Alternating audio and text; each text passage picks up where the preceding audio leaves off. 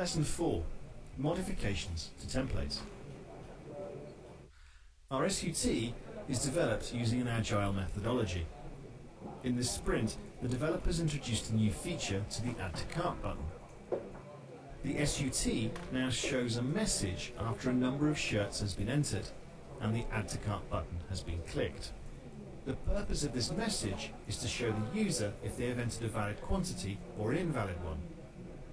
Your task is to now test that this new functionality is working as it is supposed to. Let's look at the new functionality. If the quantity entered is a positive whole number, bigger than 0, the SUT will display a success message with a green background. This means that it is a valid entry. In case of a negative whole number, the SUT will display an error message with a red background. This tells us that the value is invalid. We must verify that the correct message appears. This feature adds to a part of the SUT that was already tested.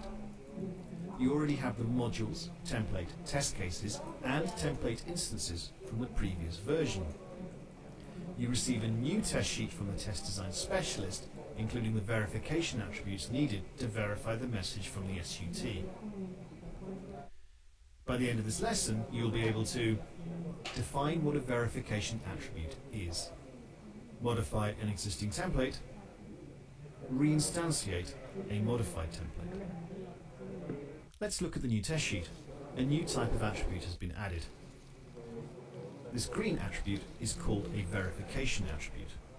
Instead of being an input to the SUT, it has a value that Tosca uses to verify against the SUT output. Once entered into the test case, if the two values match, the verification is successful. Otherwise, it fails. Let's take a more detailed look at this new test sheet.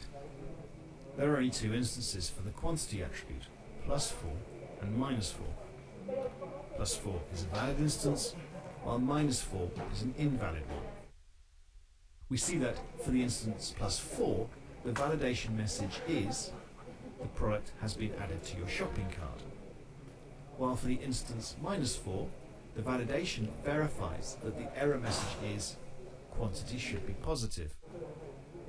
Once we have modified our previous template to match the new test sheet, we will get two test cases that validate the system message after instantiation.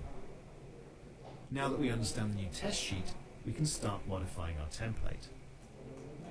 It's best practice to check the template for any references to resolve before proceeding to modify it. This prevents any changes being made feeding through to our library. All test steps that require modification need to be identified. If any of them have references to reusable test step blocks, these references will need to be resolved. In this case, we must also add some new steps to verify the messages. Additionally, we will need to link the new, revised test sheet to the template. When you link the new test sheet, the link to the old test sheet is automatically removed. Once the test sheet has been linked, we need to take care of the XL links. If the attributes and instances have been named exactly the same way in both the old and the new test sheet, then Tosca will update the links automatically. These should, however, be carefully checked. Any new links, in this case the verification values, will also need to be added manually to the respective test step values. Once you have linked the test sheet and its values to the template, it's important to check for errors. When updating an existing template, it is easy to make mistakes, for example not linking a new value or forgetting to change an old one. The check template function is very helpful in these cases. Now the template is almost ready to be instantiated. Before that can happen, delete the old template instances folder from the previous template.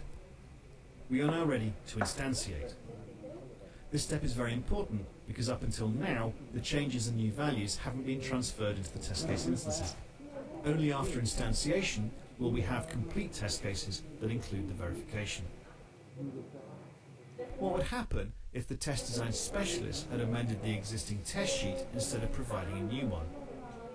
Well, this is even easier to deal with. Make the changes to the template to take account of the new test cases, then use the command reinstantiate to run the instantiation process again. It will refresh the data within the existing template instances, as well as add any new template instances.